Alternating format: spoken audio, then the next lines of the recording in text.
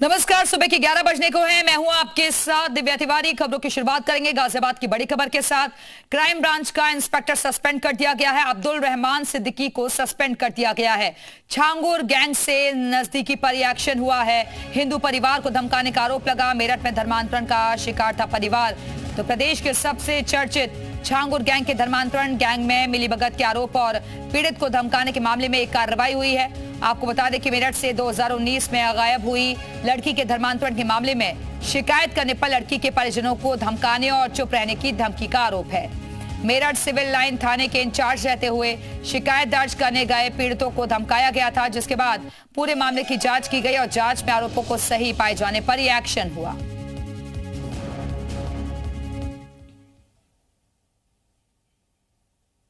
तो हिंदू परिवार को धमकाने का आरोप लगा है। मुस्लिम युवक ने उसके साथ मारपीट की। मामला पूरा क्या है वो आपको बता रहे हैं। हिंदू लड़की के शरीर को सिगरेट से दागा। परिजनों ने थाना प्रभारी से शिकायत की।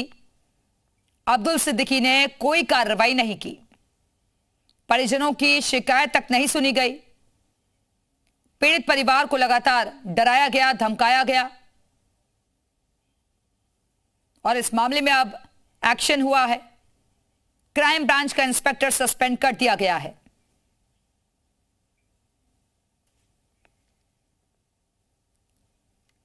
तो छांगुर गैंग से नजदीकी पर यह एक्शन हुआ है और इसी खबर पर और ज्यादा बातचीत के लिए सीधे रुख करेंगे अपने सहयोगी का। गाजियाबाद से हमारे साथ हमारे सहयोगी पीयूष गौड़ इस वक्त जुड़ गए हैं।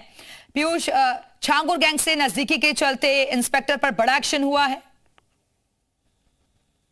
देखिए, निश्चित रूप से जी न्यूज ने सबसे पहले गाजियाबाद में सामने आई एक पीड़िता की बहन को दिखाया था, जिसके बाद खुलासा हुआ कि दिल्ली और मेरठ में कई ऐसी लड़कियां हैं जिनसे छांगुर गैंग से संबंध सिद्दीकी द्वारा उनका अपहरण और उनको गायब किया गया। कुएं में धकेलने का जो पूरा काला कारनामा था वो किया गया, जिसके बाद मेरठ जब पीड़िता के घर एटीएस की टीम पहुंची है तो जांच में सामने आया अब्दुल रहमान सिद्दीकी, जिसके अब्दुल बदर सिद्दीकी से शिकायत न करने के आरोप थे। और जब पीड़िता 2019 में थाने में पहुंची थी, जब उस समय अब्दुल रहमान सिद्दीकी सिविल लाइन थाने के थाना प्रभारी थे, तो उन्होंने उसको वहां से भगा दिया था और पूरे मामले का जो पदक्षेप था वो नहीं किया था। कहीं ना कहीं जांच ना करने और जो शिकायत थी उसकी सही से सुनवाई न करने के चलते अब अब्दुल रहमान सिद्दीकी पर गाज गिरी है। गाजियाबाद में इस समय क्राइम ब्रांच को हेड कर रहे थे अब्दुल रहमान सिद्दीकी और कहीं ना कहीं एक बड़ी कार्रवाई देखने को मिली और आगे ये तार और भी जुड़ सकते हैं कि और जो लड़कियां हैं वो कहीं मेरठ में जो शिकायत करने पहुंची थी, क्या उनकी भी